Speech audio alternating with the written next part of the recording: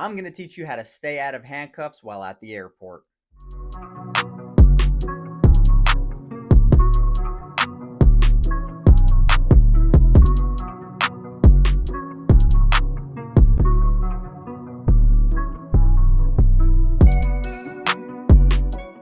Welcome back to my channel. My name is Frank Latella. I am a law enforcement firearms instructor, a gun store owner, and of course, a patriotic civilian. If this is your first time visiting this channel, I want to say I appreciate you clicking on this video. And this channel, Frank Latella's Self-Protection Network, is dedicated to bringing you valuable content regarding firearms, Second Amendment news, gun and gear reviews, hand-to-hand combat, self-defense, everything in that realm. So I ask you, at the end of the video, if you get value out of it, or if you are interested in anything in that realm of training, please consider subscribing. If you're not familiar with that process, just know that subscriptions are free. You don't have to pay anything. It actually helps the channel grow. So you click on the subscribe button and you're good to go. I'm going to provide you with a simple 4-step process on how to fly with a firearm. Make sure to watch until the end of this video because I'm going to list everything out. You can take a screenshot of it so that it's easier for you to follow when it comes time to fly with a gun. So part 1 is going to be the online research part. Part 2 is going to be packing the firearm. Part 3 is going to be arriving at the airport and checking the firearm in. And finally, step number 4 is going to be picking it up at your destination, at the airport in which you land. Now, keep in mind, this is regarding traveling with a firearm within the United States. All right, let's begin. Part 1.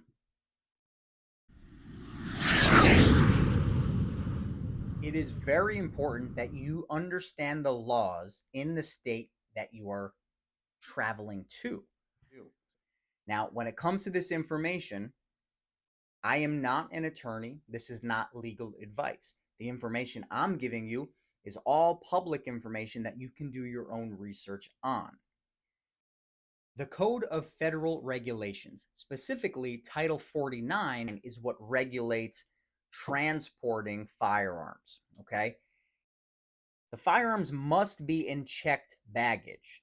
No aircraft operator may knowingly permit any person to transport in checked baggage any loaded firearms. But it also states any unloaded firearms unless the passenger declares to the aircraft operator, either orally or in writing, before checking the baggage that any firearm carried in the baggage is unloaded. The firearm is carried in a hard-sided container. The container in which it is carried is locked, and only the individual checking the baggage retains the key or combination. And the checked baggage containing the firearm is carried in an area that is inaccessible to passengers and is not carried in the flight crew compartment. So in short, what that means is you need a hard locking case with a combination code or a key that's not the standard TSA lock that you would put on your zipper to close the bag. It has to be an actual lock that no one else can has the key to. It also means that you have to declare the firearm. So when we get to part 3 in my sequence of checking the gun in, I'm going to explain what that means. And this should go without saying, it has to be in the checked baggage, meaning you're not going through the TSA security checkpoint with your gun, you're bringing it to the checked baggage. Airport screeners have already detected more than 3,200 firearms in passengers' carry-on baggage and in some cases on their person. So let's start with what I need to do at home. So understanding the regulations in mind regarding what we previously talked about, I need a hard locking case. I'm going to give you a few examples of this now. So I have several cases and boxes on this table, and I want to first start off by explaining what you cannot use as a hard locking case and some options on what is acceptable. So if we start off with a standard Glock case. Now, when you buy a handgun, most of the time it's going to come in something plastic like this with just levers that keep the gun closed. Something like this is not considered, it is a hard case, but it's not a hard locking case. Now we can say, well, why don't we just take the safety lock that comes with the gun, wrap it around here, lock it in place, and now it's a locked case, right? Well, the answer is no, because you can still gain access to whatever's inside of that pretty easily. That being said, this is not an acceptable version of a hard locking case. So on the other hand, I have this firearm box.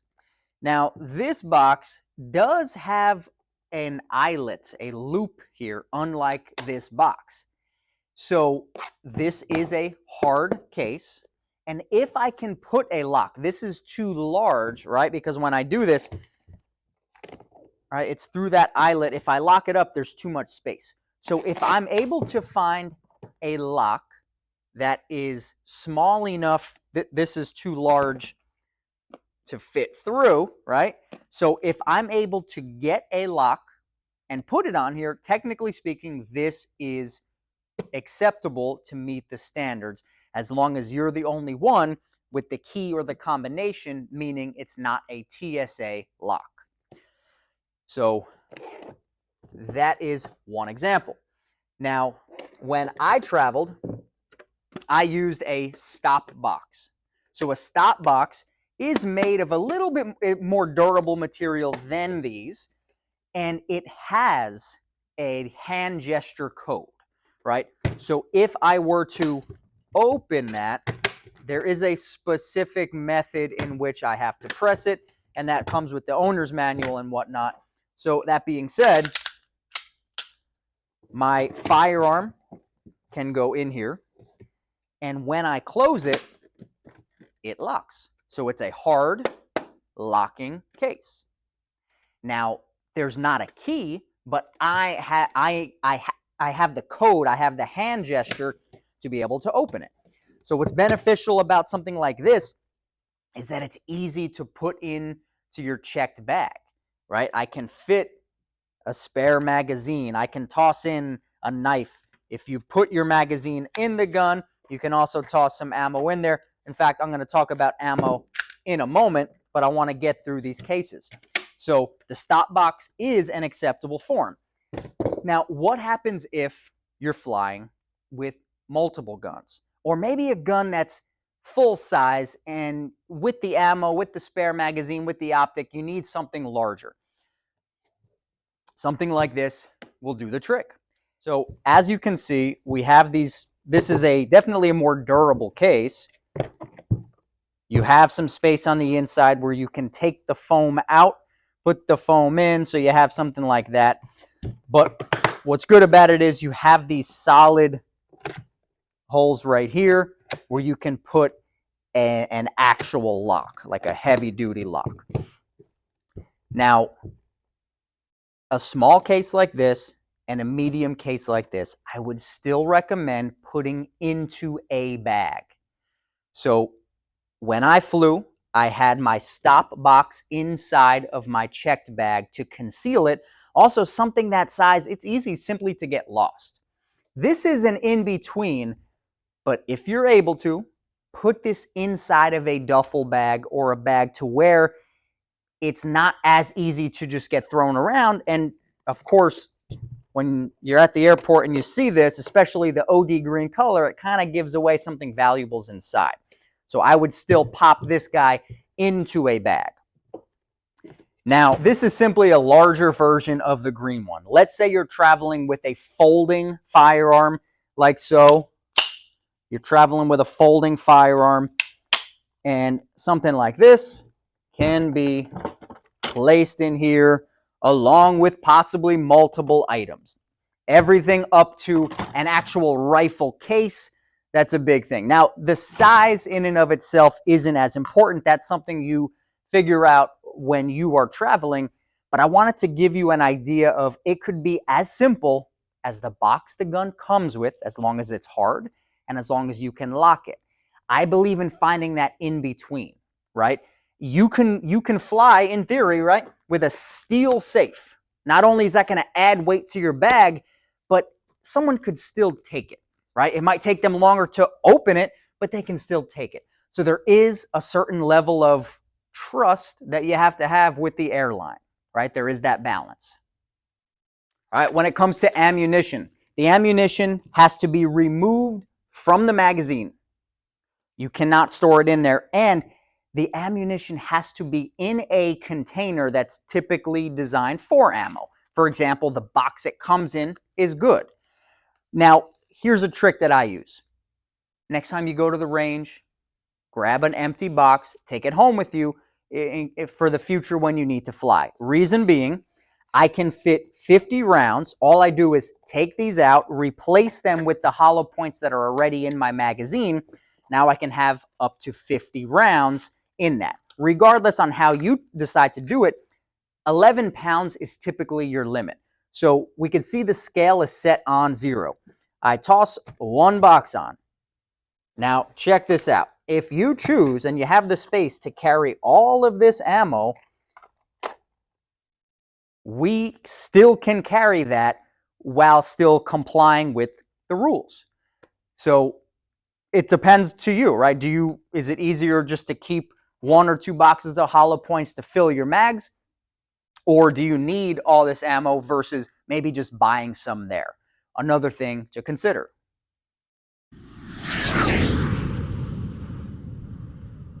So you just arrived at the airport and you are ready to check your bags in. When we do this, we have to go to a human, meaning you can go to the kiosk to print your boarding pass, but you cannot just throw your stuff on the conveyor belt. You have to go to one of the agents and discreetly say, I have to declare an item. Yes. Why do we have to be discreet about this? So you have to think like a bad guy. If I know that people can fly with firearms, I'm looking out for something that looks kind of tactical, right?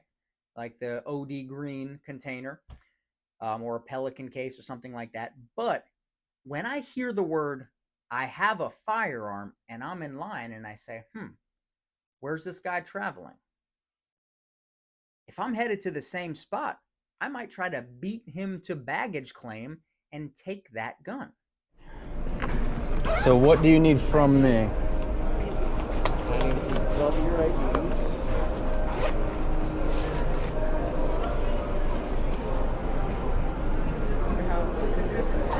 And you said you have a firearm inside? Yes. You want to see it? Yes.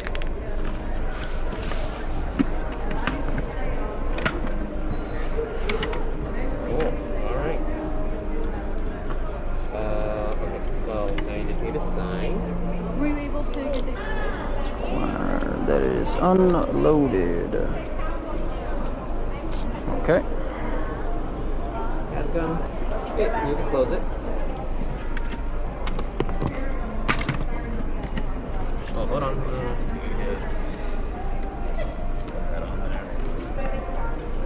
I don't need it. I can close it up now? Yes, absolutely.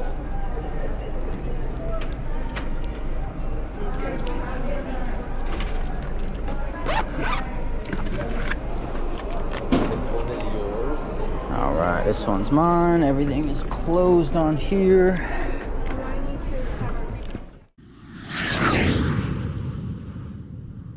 If your firearm is within your luggage bag, they're likely going to toss it on the conveyor belt, which is why you have to get there quickly before the person that is potentially stalking you to try to get that, right? Might be a odd mindset to have, but instead of running to the bathroom, getting some food, and then getting your luggage, you get that first. If you have a large case, let's think a rifle case or a Pelican, and you cannot fit it into a luggage bag to conceal it, hopefully, they don't do it all the time, but hopefully they will put that in a side room where you take your ticket and go there so that you can pick up the luggage. But you can't count on them to not just toss it on the conveyor belt. Once I get back to my rental car, I choose to load my firearm so that when I'm driving, I have it ready. If this is something that you choose to do, make sure doing it in a discreet location so nobody else can see. Guys, I really appreciate you watching till the end of this video. Take a screenshot of this slide that's about to appear. You may have to hit the pause button first so that when it comes time for you to travel, you have all the information here. I want you to comment below where you are traveling to and consider sharing this video with your travel buddy so that they don't get arrested when they show up at the airport. Consider liking and subscribing to this channel. Until next time.